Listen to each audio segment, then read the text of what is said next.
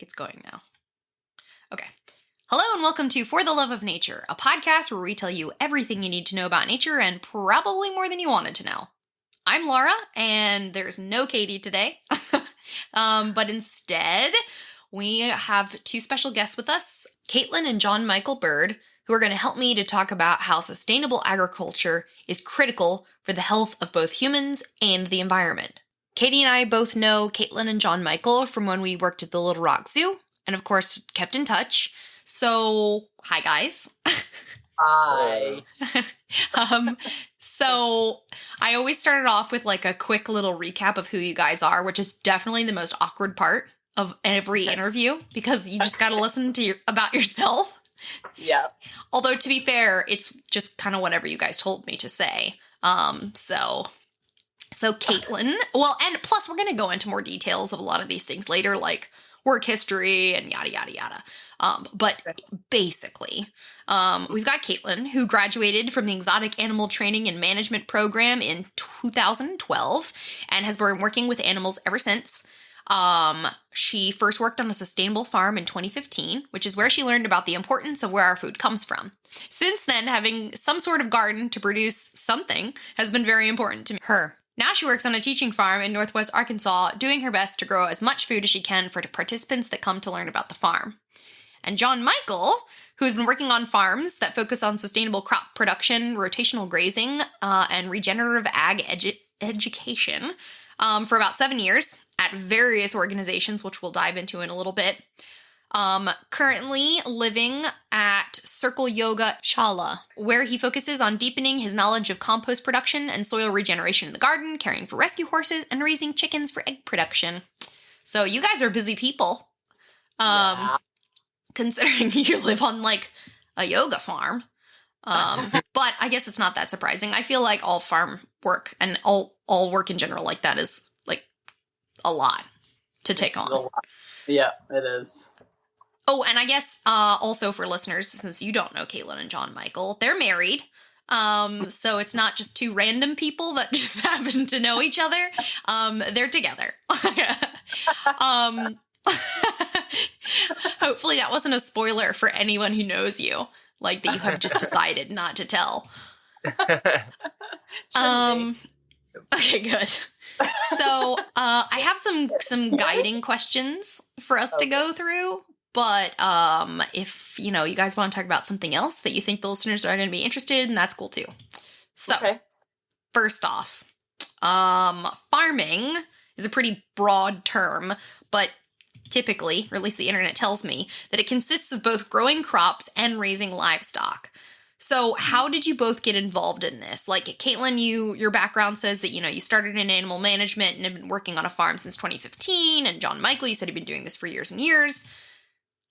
Whoever wants to go first, how did you get started with sustainable farming or farming in general? For me, I was just kind of looking for something different. Like, I had been working in zoos and aquariums for a few years and was just ready to try a different aspect of animal care. And I got a job on a farm in Massachusetts, which is where John Michael and I met, at Heifer International. And so that really kind of like blew my mind when it came to food. Like, there was so much I didn't know. So that's where I first got the farming bug. So livestock would have been like your first intro to it. Right. Yeah. I worked on the livestock team for the first 6 months. And then the second 6 months, I worked in the garden and the kitchen. So that's where I got a lot more about how to garden and stuff like that. Cool. What about you, John Michael? Yeah, my main focus was livestock as well. I started farming at the Massachusetts farm. My grandparents had a farm, but it was kind of waning by the time I rolled around. They had sort of a homestead. And so when I was in my 20s, I decided to leave college and go work on a farm. And the rest is history. But I moved up there and started working with livestock. And that was one of the coolest parts about this small farm in Massachusetts, is that you had a hand in just about everything. Even if you were a livestock volunteer, you were working in the garden at times, or helping with maple sugaring, or cool. I forgot. Yeah, that you guys did that too. Mm-hmm. So it was livestock was the main focus and the first passion for sure. Okay. Well, that makes sense. I mean, I'm sure some people it's the plants first. But Sure. a little more livestock is probably a little more charismatic. Yeah. Okay, so since you both started off at heifer, is heifer considered sustainable farming, or what would you call it? Sustainable farming? Is it just traditional farming? What would you consider heifer? And I guess can you guys tell us a little more about heifer? Yeah, heifer is a nonprofit that uses seeds, animals, and education to lift people out of poverty all over the world, and they would lean more towards a small, local, sustainable operation, especially considering that a lot of impoverished farms are lacking the resources or the mechanization or even the sizable property that it takes to grow a monocrop organization like we would have in America most of the time. So they do try to do a small operation and lean towards using animals and crops. So that makes sense. And I remember being totally blown away touring the heifer, they're in the headquarters in Little Rock. That was really eye-opening because I really didn't know much about an organization like that where they were, going around the world trying to create positive change, but through farming.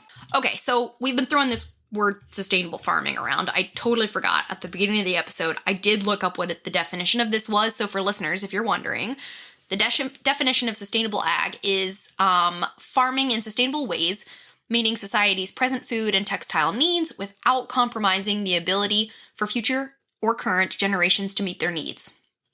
So with that in mind, what does sustainable farming look like as far as crops? It's supposed to be kind of working to meet our needs, but also not hurt the environment. But practically, what does that look like? I would say, one, I really like that we said farming involves crops and livestock, because that's kind of where we're coming from, is using the natural system for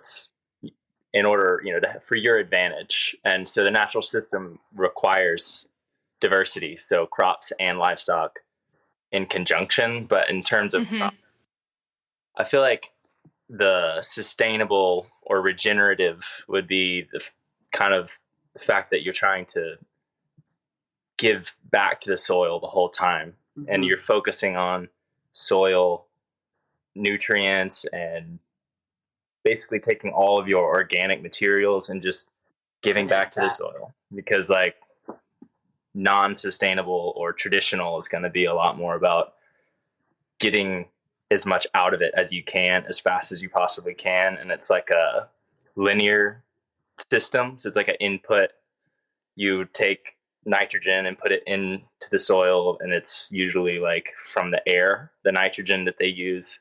It's really, I didn't know that. In the fertilizer, it's the nitrogen from the air. Yeah, chemical fertilizer is typically the process comes from taking nitrogen from the air, rather than a sustainable or regenerative is going to be using cover crops or compost or manure, like soybeans and stuff. Is soybean put because it's with the it starts with the R, right? Rhizoids. Oh yeah. Something. Nitrogen fixing. Yes. Yeah. No, I had no idea that fertilizers it was air. I figured it was chemical. I don't know, but not taking it from the atmosphere. That's sort of, I guess, how they got it started was after World War II, they had all these chemical companies that needed to survive because they had boosted the and so once they didn't have really a bomb making purpose anymore, they kind of needed something, and the Dust Bowl had just happened, so it's the soil was basically depleted. Like we had taken all the soil and destroyed it over the time of, through desertification and all kinds of things. So it's like, this guy, I guess it was called the Green Revolution. He took those companies and combined it. Do you remember? You read the book? What was the book called? I thought it was like they had all these leftover, like maybe not nuclear weapons, but some weapons that needed to be like taken apart, and they had all these chemicals. So and using elements and things. Yeah, I thought, right? They put the chemicals into the soil instead of blowing up people. So at the time, it's like, wow, what a great idea, but not the best way to go about it. Well, also, I guess thinking like that's such a quick fix. You know what I mean? Right. Like, yeah. Well, we've completely sucked the soil dry, like sucked it dry. Yeah. And that everyone was like, with no thought about like what would happen. Right. Like the people that were farming at this time, obviously, like colonialists who had moved westward. You would think that like with any background in farming, you would have to realize that like eventually stuff will run out. Right. You're just so like were they all just newbies? Like were they all like I'm just gonna try farming because that's all there is to do, and they knew nothing? Or you think they did know things but they were like, F it, we'll worry about this later?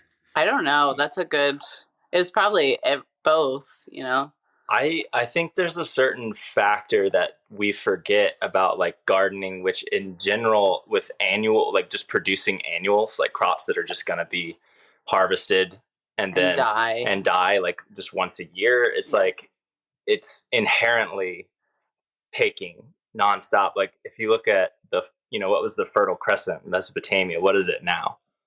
Desert. Desert.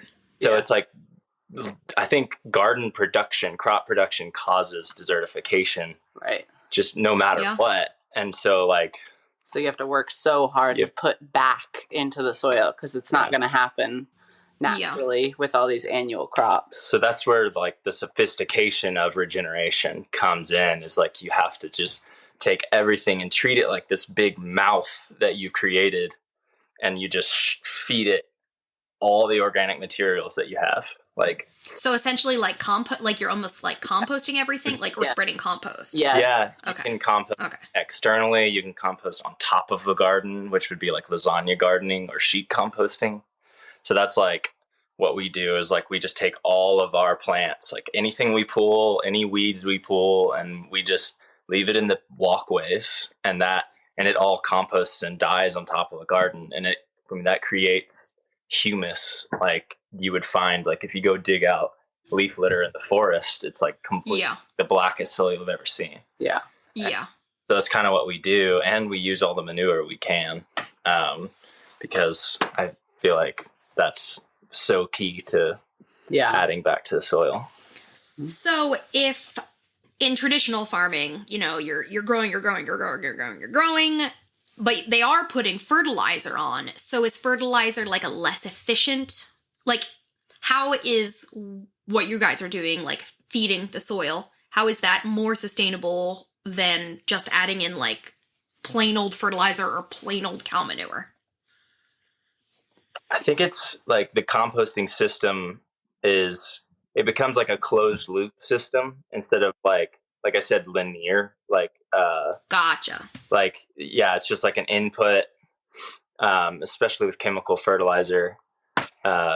It's kind of like making sure their garden has enough nitrogen, potassium, and phosphorus, but like they're not really taking into account like all the other things that go into soil that like compost would take into account, like microbes and minerals and worms. Yeah. All the living things that live in soil.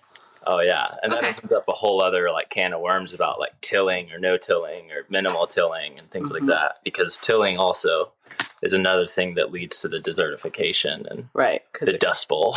Kills all the worms. That, and I'm sure like rips up all the roots of anything that was in there. Yeah, yep.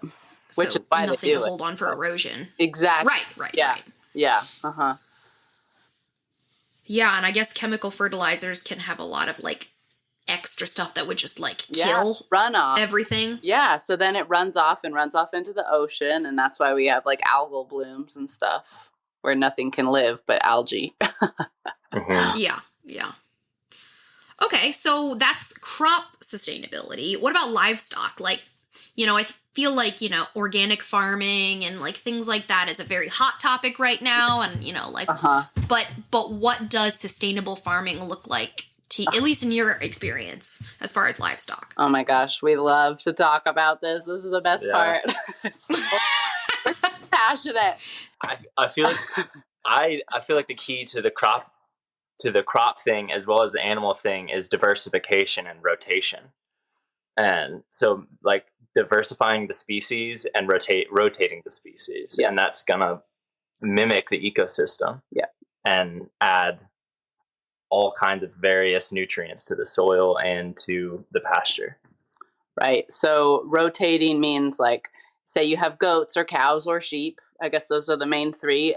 So we've always used electric fencing to move them all over the property so that you don't have to mow the grass as much, and they're fertilizing as they're eating. And is the electric fence, you can do that for cattle too? Yeah. They have specific... Like the portable one? Yeah. They have specific cow electric fencing. And you can even, if you have the right garden and the right fencing, you could put them out on your garden at certain times of the year so that they eat the weeds. They're fertilizing while they're there.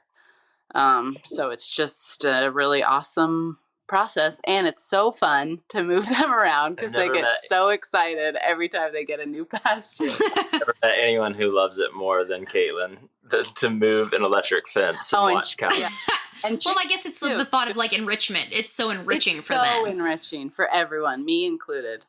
Because right, I think a lot of like traditional farming, you've got your cows in the pasture forever, sometimes to the point where they're just in sludge because there's no grass left. Right.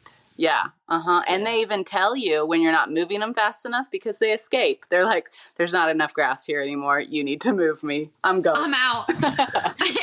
Yeah. And with the electric fencing, you can even like mimic the predator pressure to move. And to make the grass like them go like, "Oh, we got to eat and we got to move." Like, and that's another part of just mimicking the natural systems, which is almost, it's like I always try to explain to people, it's like I'm just trying to be able to be as lazy as possible, because if I mimic nature, then I have to do less work. So no, that's so good to know, because I feel like a lot of people are like, this is going to be way more time consuming. I have to go out and move fences. It is. There's no way it's going to be less work. If you ever want to be like a good farmer, it's not going to be easy. It's so much work, but it's so gratifying. Like just eating something that you grew yourself, or like I said, watching cows on new grass. It's just like, oh my gosh, it's just so meaningful. So rotation for livestock, that is physical rotation, not like you're doing cows one year and then chickens the next and then goats the next. And then not that kind of rotation. No. Yeah. And even it's best to have like multiple different species of animals too, because that's another thing you can rotate. Like you put the cows in first and they eat a certain part of the grass. And then you can put the sheep in next and they eat a different part of the grass. And then the goats. And then you follow it with chickens, and chickens come behind and eat all their parasites. So that by the time it's so cool. By the time the ruminants come back, all their parasites are gone. So they're not going to get as sick. So it's just like, if you do it right, it's so awesome. Yeah. And it focuses more on the quality of life and the quality of the meat, and then growing it, like growing meat as fast and as quick as possible. Right. Like slow. It's very slow. There's no quick fixes. You have to have a lot of patience. I feel like that applies to the crop things too, because it is more time in the garden, and you're not focusing on minimizing time in the garden. Like you're focusing more on being in there and like almost relationship. Deepening your time with it, and hopefully your product ends up being better, has more minerals in it, and the meat will have like more vitamins and riboflavin, and it'll be redder because they moved and had blood muscle flow. The only problems is like with feedlot cows is that they often they've become the standard for what we think of when we see a steak, is like the huge like fat, like marbled fat, comes from the corn finishing at the end of their lives. But that's not good. But now we think of it as good. It's not ideal. Like, but because like what it took to get that was like the last 3 months of their lives being like, doing nothing. Yeah, eating corn that it's not even a species appropriate diet, and if they eat corn for any longer than the amount of time they give it to them, they would die of acidosis and obesity. So that's horrible. It's horrible. Just got to make them nice and chubby at the end. Yeah. Luckily, it's not for very long. At least that's what we can feel about. Yeah. Yeah. I mean, and that is a benefit of the fact that like so much land that wouldn't otherwise be able to be used for crop rotation is used for standard beef. Like every cow that we've ever eaten lived on a ranch for most of its life, compared to like chickens or pigs or something, because they're omnivores, so you can just stuff them in a place and feed them grain their whole lives. But cows would die, so they have to do it for like they have to give them a ranch for most of their lives. So that is and just thinking about like the amount of, you know, for me it's mind-blowing how much crops we are completely just designated as like feed crops for animals. Yeah. Like more so than people. For sure. Yeah. It's crazy. And I mean, I'm obviously, I guess, of the school of thought of like the power of the ruminant to save the world and to save your health and all these things, like a you know, cow or a goat or a sheep. Like because like the all of the fields that they use for grain production, like the amount of habitat destruction that they have to do to grow that corn. It's like there's studies where they put cows where corn was. Yeah. And the biodiversity started to rush back. Like the birds came back, the rabbits came back, and the deer. So crazy and awful. Yeah. But at least it can come back. Yeah. Yeah. And for me, that's like you start to get down into the debate about like, are cows bad for the environment? And that's so true. Cause a lot of people are like, a lot of scientists would say that yes, they are. I guess it's just like all things where it's like, you know, you know, somewhere in the middle, like you can't have too many cows and you should have some cows for the ecosystem's sake. It's just diversity. Like monocrop farms of corn are, anyway, diversity. I'll just stop there. And too, like you were saying with the marbling of the steak and everything, at least too, like a lot of people, like bison is really, I feel like a lot more people are like going towards bison because it is less fatty, so less cholesterol, so people are thinking about their own health. Yeah. But that's because they spend more time moving. Right. Mm-hmm. Yeah. If they were eating grass-fed cows, it would be totally different. That's fine. It's not bad for you. Yeah. And like I've even seen, you know, arguments about the beef production is like there's never been as many cows as there were bison in the country before they were wiped out. So it's like that's crazy. Worried about the amount of cows in the United States like now and all the methane that they're causing. It's like I think it's like 3% of the greenhouse gases versus like I mean, I think electricity. Mostly human. Yeah. Yeah. Electricity. Okay, so the methane we shouldn't worry about. I feel like it's like the amount of area that we grow their feed. Yeah. Because at least like with the bison, like a free range, like you're just eating what you find. Yeah. Yeah. That's not as impactful. Well, in some ways. Bison for sure are more like made to be here, whereas cattle are more like, you know, not completely like made for United States prairies. Yeah. Uh-huh. But that's so crazy that there are not as many cattle now as there were bison then. That is insane too, to think like how many bison there were. Yeah. The Native American name for bison was I think either Tatanka. I think it means literally many black dots. Because if you go to Yellowstone, there'd be so many. Yeah. If you look over Lamar Valley, it's just like dots like way off in the distance, and it's just so so many. I mean, it's scattered, and that's just And in it's Yellowstone. probably nothing like, it's compared to what it was. Tiny Yeah. And that shows too, though, like if you left, like that was the carrying capacity. It was totally fine with there being that many. Yeah.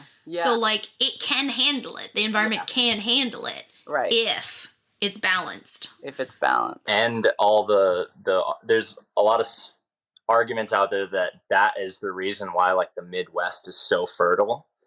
Like there's all these arguments about like I believe it. glacial lakes and blah, blah, blah, like certain things like mineral deposits, but it's like also a ruminant's ability to prune and poop on grass and make it like so much better, and then having predator pressure to move them along and not kill it. Yeah. So diversity. So essentially, sustainable farming is just mimicking the natural ecosystem as close as you can, because you'll never get it completely, but like as close as you can. Exactly. So does that also mean like growing in season? Yeah, definitely. Yeah, and the seasons. I mean, the seasons will definitely keep you more. They'll limit you. Like you won't be able to really. Unless you have like a big greenhouse. Yeah.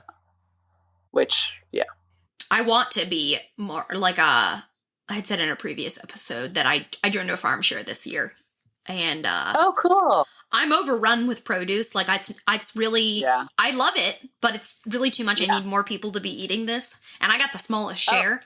But it's I want to be more. Like I want to resist like buying strawberries in December because of the like plastic packaging and things like that. But it is really hard. Yeah. It's so hard. Yeah. Especially like living where we live and having bananas and strawberries year round. It's like, well, they're so good, but they're much better if you buy them in season. That's for sure. And it brings me back to soil depletion, because it's like the amount of strawberries from California at this point that it would take to equal like a strawberry from the 50s. Like, or like an orange, it's like 8 oranges to get the same amount of nutrients that you would have gotten. Oh my gosh. Yeah. Wait, so 8 now to 1 then? 8 now to 1 then, because of like the soil depletion and there's nothing left for them to suck up. Yeah, there's wars about to be fought over minerals at this point, and so that's why it's so important for the composting and like being able to just close the system on your farm, take care of it on your own, and not count on those fertilizers, because who knows what about fertilizer production could happen. Right. Yeah. And then when they're trucking all of that food like across the country, and then you've got those other impacts. Yep. Gassing it with ethylene, like ripening hormones. So that it's just like a fake food. So that's why our so tomatoes weird. So weird. They don't taste like anything. So for sure, like strawberries. Like really, if you do get them in December, it's not worth it because they really don't taste like anything other than like cold mush, like cold something. Yeah. Yeah. Yeah. So not to sound too alarming. I mean, hey, I feel like that's what this podcast is. It's like going through an existential crisis and then trying to end it on a positive note and not end in tears. Well, like, what can we do? A positive note is like the farm that we lived on in Massachusetts was like the best food I've ever had. The vegetables were the biggest and the tastiest, and they tasted like the things that my grandmother grew when I was a little kid. Because so it's possible. We can still do it. She knew about minerals. She knew about soil regeneration, and she was our boss. Yeah. Shout out to Liz Joe. She grew. She did the lasagna method, so where it was layering. Which is layering. Yeah. Just layer. Always.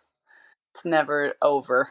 You're never done. And very sophisticated rotation. Yeah. Of the crop species. Yeah. So it sounds like it's like maybe more like physically time consuming. But that it's like troubleshooting the problems that could arise in other ways. Like John Michael was saying, like if you're getting rid of, like being lazy and not having to deal with those certain problems of like, okay, if you let the chickens come through and eat the parasites, then you don't have to worry about giving anti-parasitic, drugs. Right. Or like other things. So like maybe time consuming labor, but like not a headache later. Right. Mm-hmm. Yeah, you're going to be healthier in the long run. You'll be healthier, your animals will be healthier, so you're saving on like medical costs. That's true. So yeah, it's just put in the work now to have a better life in the long run. One of the people who we read from, Joel Salatin, is always kind of talking about how it seems like the monocropping and the mechanization is all like really efficient and cheap and we're feeding everybody, but it's like it's not the costs are externalized. The farming method doesn't pay the cost of what it truly costs. Like we pay it with our health issues, and the government subsidizes it. Oh, and yeah. Like one of my best friends, who's a large crop producer from college, he says nobody makes any money farming. We all live on like our subsidies, and then we have to spend all of our money on tax write-offs and stuff so that we can at least make like enough money that we can get more subsidies. Gosh. And that goes back to Nixon and how he changed the grain system to make it to where farmers wanted to grow as much crops as they possibly could, like from every inch of their property, and it was all grain subsidies. So now they have to find ways to pack corn and soy into like everything. Interesting. And the reason we grow so much soy is because the corn was depleting everything, and the nitrogens from the chemical fertilizer wasn't working anymore. Yeah. And so they had to use soy, which is a legume, which is nitrogen fixing. Yes. And now the corn soy rotation is the largest biome in the world. And from where I live, like growing up in corn country, I mean, not anywhere like the Midwest, but Pennsylvania has plenty of corn, mostly for the cattle because it's all dairy farms. But yeah, you constantly see like corn, then soybeans, then corn, then soybeans. Yeah. So they rotate a little bit, but not enough. I'm sure. And so that rotation is like keeping us like afloat. It's like, we added a little bit of nitrogen back. Now pump as much chemical fertilizer as we can so that we can get that corn yield again. And then we got to find something to do with all this corn and soy. So hence corn syrup and soy being like every in all our food. Oh, so like growing so they're getting paid for the grain. It's not even really that the grain is super needed. It's just that that's where the money is. They used to just store it. They would store it in bins, and the farmers would get paid, basically like regardless. But now it's like their subsidies depend on having as much as as many bushels as they possibly can get, basically. So it's like basically subsidizing inefficiency. And the like something like 1 square foot of a diversified garden, like a small farm would grow, is like 50% more efficient than one of those monocrop farms. Right. It's like then a square foot or like an acre of corn or something. Boy, and people are like, people complain about where their tax money goes for other things, much less like, we're also paying for the corn syrup that's slowly killing. You know what I mean? Like, that we don't want. Yeah, and I don't want to bash how anybody makes a living. I think the farmers are the best they can. Right, and you were saying your friend has by no means, it's not like a money making, like they are feeding people and like, Yeah. Yeah, and I'm sure it's very much traditional. Like, if your family's always done it. Yeah.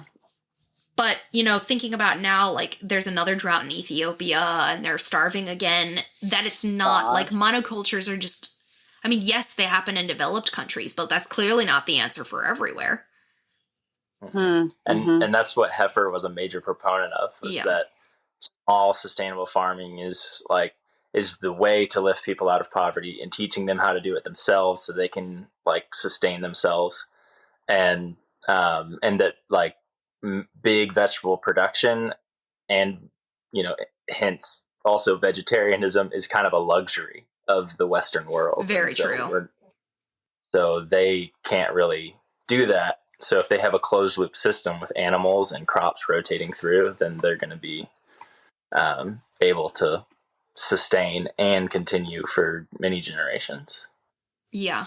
Well, and speaking of heifer and sustainable livestock, so rotation of livestock, sustainable, is there anything to do with like which livestock you should choose?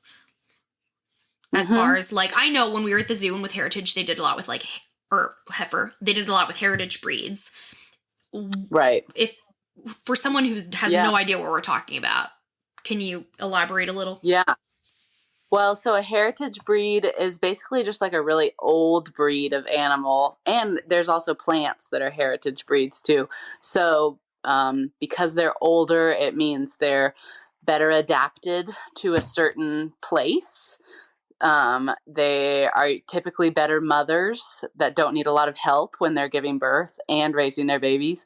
They can also live on a wider variety of foods. So like say you have a heritage cow from Arkansas, or a pig. I'll use a heritage pig because we have, what are the black pigs called? Guinea hogs. Guinea hog. American guinea hogs were started in the South. So I guess they're probably not that old compared to some heritage breeds. But since the specific breed of pig was made down here in the South, they do really, really good down here. You can basically just put them out into the forest and leave them alone. Like, it's the closest thing to a wild animal as possible. So yeah, definitely heritage breeds. If you find a heritage breed from your area, that animal is going to do a lot better than a different kind. You know, like you wouldn't want like a cow with really not very thick hair if you live in a really cold place. Like you would look for an animal, you know, it just makes sense. Yeah. Does that answer the question? Yeah, no, that it makes sense, but that also like, you know, like sustainable is in like you don't need to do a lot of extra stuff for them, or that they don't require like specialty things. Yeah, in that way you're using nature with you. Like it is definitely going to be less work and less expensive if you get an animal that's meant to live in your area, or a plant that's meant to live in your area. Yeah, and I feel like by contrast you'd have the industry varieties of animals that would be like a Holstein cow, and it's been bred for and selected for over time to have like 10 more gallons of milk per year or something like that. And so it's like it's been selected for that, but it's lost a lot of other adaptive traits along the way. So it's like it's going to need more antibiotics. It's going to need more help giving birth. Same with a leghorn chicken, that it lays like, I don't know, some 100 more eggs a year or something like that. Like, so it's like, but at what cost? Yeah, they're not as hardy. High cost. They're definitely not as hardy. And, and you can go down the line of like the industry breeds that they just take a lot more maintenance and a lot more medicine, especially like antibiotics are used a lot. And almost so much so that like the USDA is like angry at one of the farmers, like all of his neighbors are mad at him, and like the USDA like threatens to punish him for not using antibiotics. That's all the horrible. time. Like Flushing Joel Salatin. Oh, he doesn't use. Oh, yeah. Yeah, if Joel Salatin doesn't use antibiotics all the time on his animals, his neighbors think he's like an eco-terrorist. Is like because he won't like. Let's say you don't give your cattle antibiotics. The detriment isn't going to be for who consumes it, right? It's going to be the fact that your livestock might die more easily, but that it's not like a health, like not a human health hazard to not use them. Yeah, I like according to some, I guess there's probably not a lot of data out there about antibiotics affecting your health, but I know a lot of people. Yes. There's a lot of people out there that avoid antibiotic meat, like meat that has to do with it. And, you know, maybe just like anecdotally, I think there was like cases where people were getting antibiotic resistant UTIs because of the chicken that they were getting. Oh my gosh. I'm not surprised. Like there has to be remnants within it. Like there just has to be. But I was just thinking like, you know, like could the USDA be mad and say, well, it's, you know, because like you're not giving these animals antibiotics, therefore their meat is like, you know, bad for humans to eat. I'm not sure if that's what their policy would be. Their policy would probably be so that he's gonna get his neighbor's animals sick and wipe out all of their animals. Gotcha. And the thing is, like, their animals could get wiped out because they're vulnerable to that, because they're poorly as hardy. Taken care of. He's been breeding his cows and rotationally grazing his cows for generations so that they will be hardy and adapted to the area he lives in, and capable of moving around and being healthy and being able to find the right grasses that they want. And it's interesting. We're obviously disciples of the ranting, angry farmer from Virginia. As far as the sustainable livestock production, or the heritage breeds, they're definitely going to be the more hardy animals, and probably a better way to go. Probably really hard to find, and because they are rare now, and they're definitely dying out.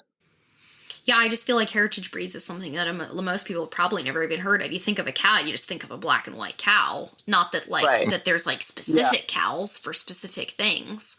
Right. Yeah. Okay, moving on. I originally had the question, why is sustainable farming important as far as like environmental impacts and things like that? But we've already kind of talked a lot about that. Is there anything that we missed?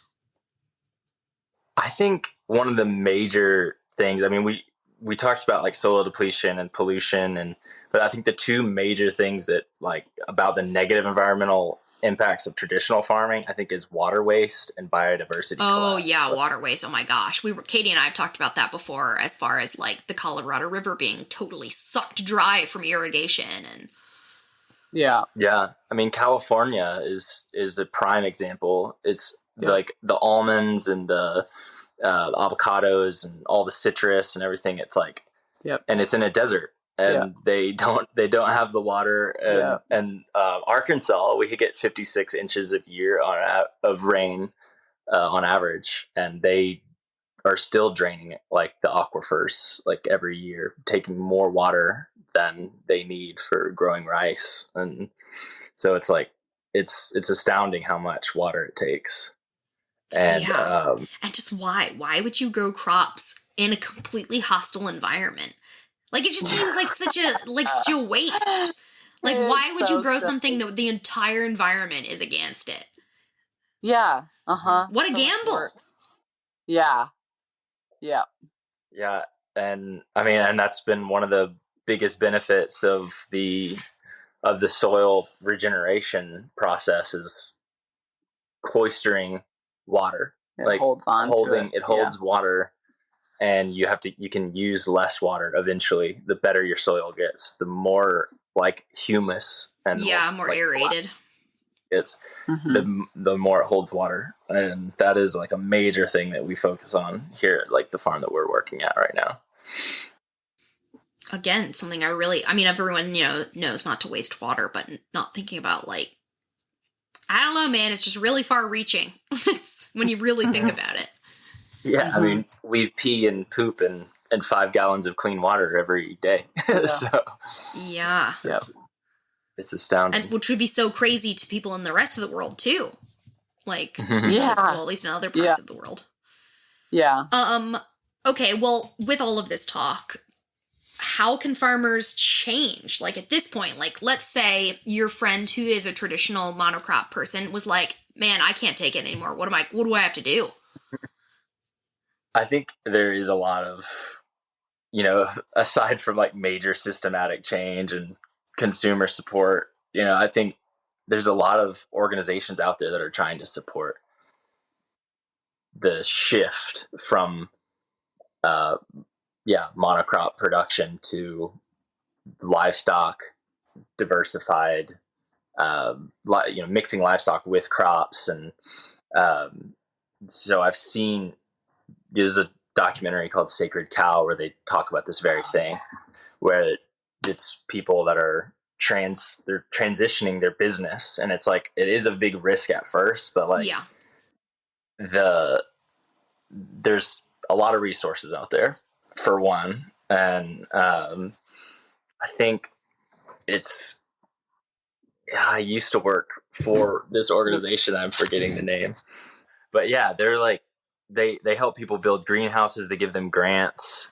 They give, especially if there's a woman that owns the farm, they're giving grants out to women who are trying to start small farms. And they're actually, that, like, in my experience, that's been a lot of the sustainable farming world, is women getting involved in, because they want to improve the lives of livestock and improve the quality of the farming world.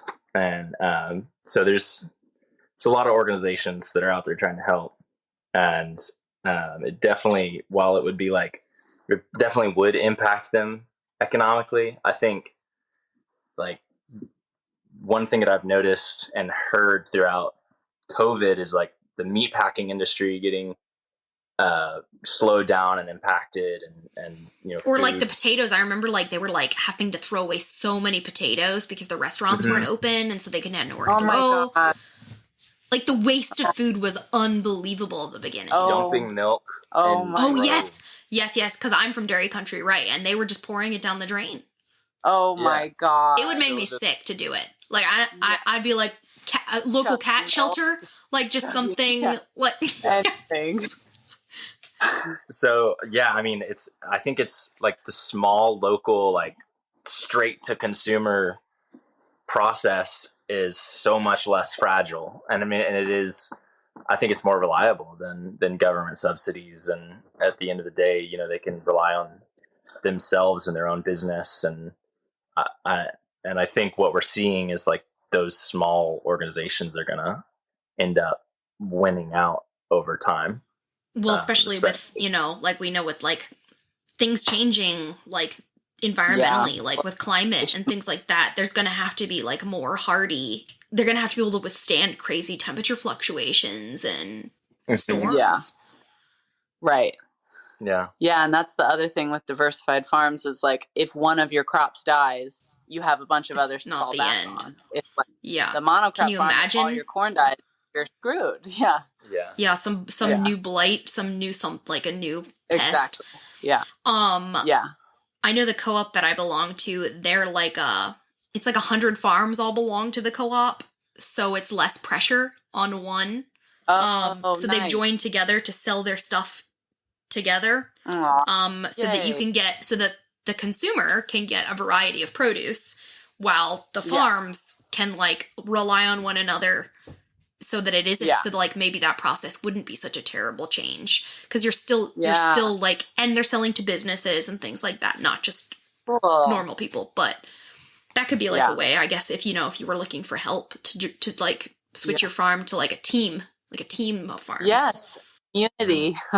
Yeah. I feel like that's the core of so much of what it comes down to. And it ends up, being even a, like, philosophical change. It's just, like, local community, caring about your neighbors caring about you. Yeah. And I mean, it seems like it is so hard to be a small farmer and to diversify everything and do added value products and have, like, just have your hands in literally every little thing, because that's how the people that I've seen make it are, like, doing everything. Right. Yeah, and really, like, how realistic is that? Yeah. It's exhausting. It's exhausting, but when I see people make it, it's that they have, like, a network, and that they're all helping each other out. And I think that network is out there because, and that is something, one of the people we read, he talks about how he's, like, living life swimming upstream because, like, all of his farmer friends thought he was crazy, but now that he's been doing this for so many years, they're all, like, coming to him for workshops and coming to him to learn and shift from traditional farming to, like, the diversified regenerative options. Yeah. And really, that's just like I keep thinking about, like, crops, and that's not even touching on, like, the ethical issues of livestock production and like how people get burnt out doing that, and they want to change, like, they're tired of chicken farming, like, the way it's always been done. Yeah.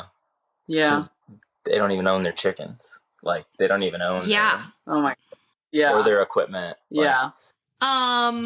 Okay. So we've already mentioned how this can be negative at first on farmers, and even socially, because you were saying that that guy is like a pariah amongst his neighbors, but that you do believe that it's worth it because of all the reasons that we've said. So for those of our listeners who, the vast majority of them are not going to be monocrop or like, you know, giant livestock farmers. I mean, if any of our listeners out there are one of those things, I'd love to know. I'd be so curious. But the average person probably has, like, I have friends that have chickens in a small garden or like, you know, something small. How can the average backyard farmer make sustainable changes?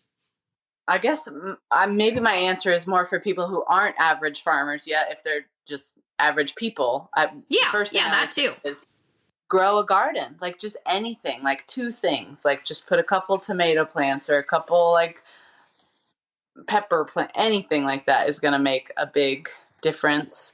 Starting a compost will make a really big difference. It's going to, you won't be throwing as much food away.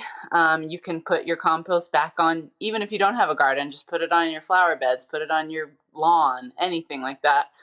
And getting chickens is like a really good, to me, they're the easiest livestock and they're really fun. I feel like a lot of like cities allow chickens nowadays. Yeah.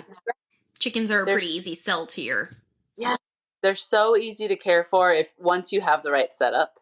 And then you can give them many of your food scraps. So that's going to save you money for feeding them, and you won't be throwing away food. And they'll give you eggs. So they're just awesome all around. They'll eat the bugs. So that's my advice. John Michael, what about you? This woman loves chickens. This woman loves chickens.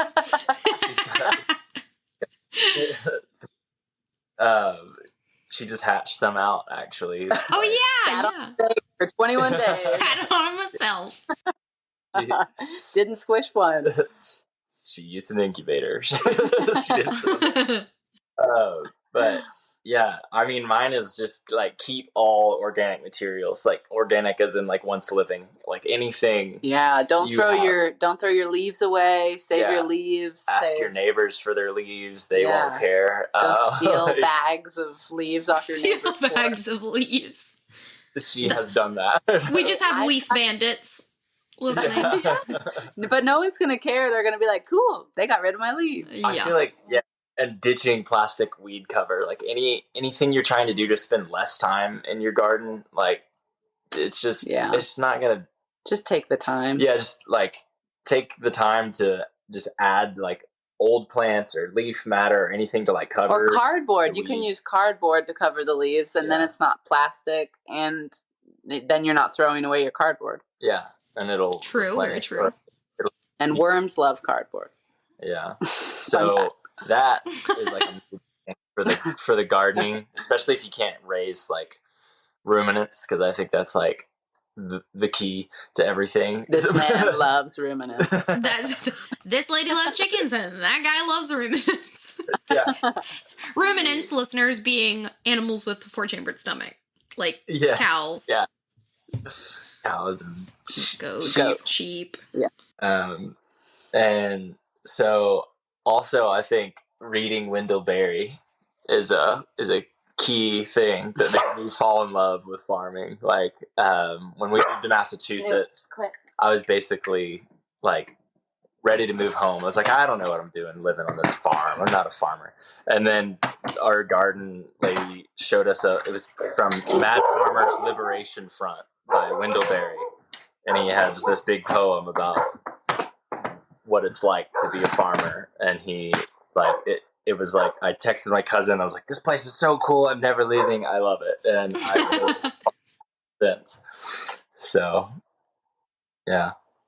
So really, like, you know, me in my apartment, grow some herbs. Can't have a garden, but I could do something. Herbs. Yes, herbs are so easy to grow, and they're so expensive in the store. Oh my gosh, it's ridiculous. Grow some cilantro, grow some basil. It's so easy. And I feel like basil lives no matter where you put it. Like, talk about a hardy plant. Basil is like, I got this. Yeah. And herbs are so good for you. They're like packed with nutrients, and you just need a little bit. So then, if you have the room, start a garden, upgrade to chickens, then upgrade to cattle if you've got even more room. Yeah. Okay. And compost. Start a compost. Oh, right, compost for sure. And speaking, a lot of listeners, so I work for a city, and that city has special programs and things like that where they will give you a compost barrel, like they will make it happen. So, check it out, like check your local city or local township, whatever, see if they have any programs that, that could, get you started. Right. Yeah. And it can be just as simple as like putting a couple pallets together, making like a 3-sided thing that you throw your food scraps in and turn it every now and then. Yeah, or not, even if you don't want to turn it. Just throw your food scraps there. Like even if it doesn't become compost, it's at least not going to a landfill. I mean, I think landfills are filled with I think we fill like 3 football stadiums with the amount of food waste that per day or something. Oh, I'm sure. Like it's some astounding amount of food waste that. Yeah, I know. That's what I do miss about like working at the zoo or working on the farms that I've worked at. Is that like my lunch scraps or like my dinner scraps have nowhere to go. Like turtles can only eat so much. But I need a pig. A pig. Like you need what? Pig. Yeah. So I've been taking like, if I have like substantial, still good produce, I'll take it to my aunt who has a pig. Although he's really picky about what he eats. What? Yeah. I've never had a picky pig. A picky pot-bellied pig. Oh my gosh. Oh, Wilbur. We've got some picky chickens that want to eat all of our scraps. So. I think they're getting lucky. Do chickens eat ticks, or is that just guinea fowl? They will, yeah. I would think. I think they'll eat most bugs.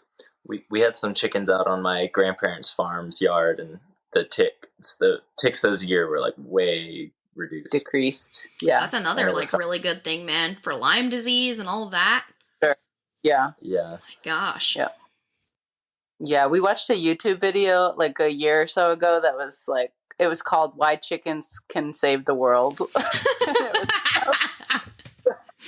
I was a big fan. So I'm holding out for the ruminants to save the world, and Caitlin's holding out for the chickens. Well, I think it's just because chickens...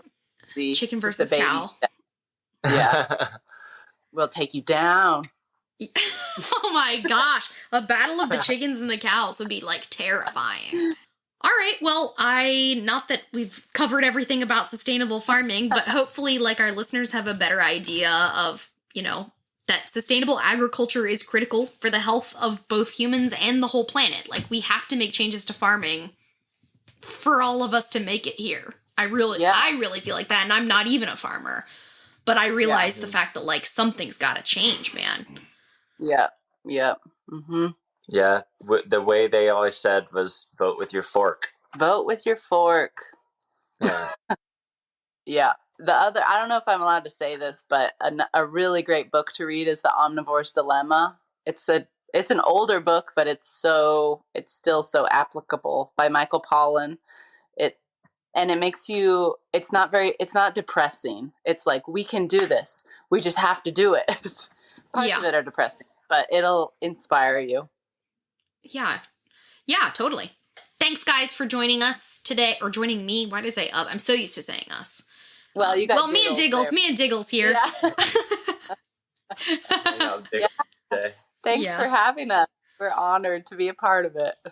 It's just so fun to get to talk to our different, basically, we've been interviewing a lot of friends, but like talking them from like a professional, I mean, not that we don't know, not that I don't know what you guys do, but like, really diving in. Yeah, it does sound fun. Plus it is different enough, like, from what I do. Like, although we both, we're all dealing with conservation, essentially. Right. Very, very different jobs. Like. Yeah, different sorts of conservation, both very important. Yeah, next time we can talk about humanure composting. Humanure. Yes. Or like human body composting. Oh, yeah. Yeah. Sustainability. All right. Till next time, everybody. Tune in next week.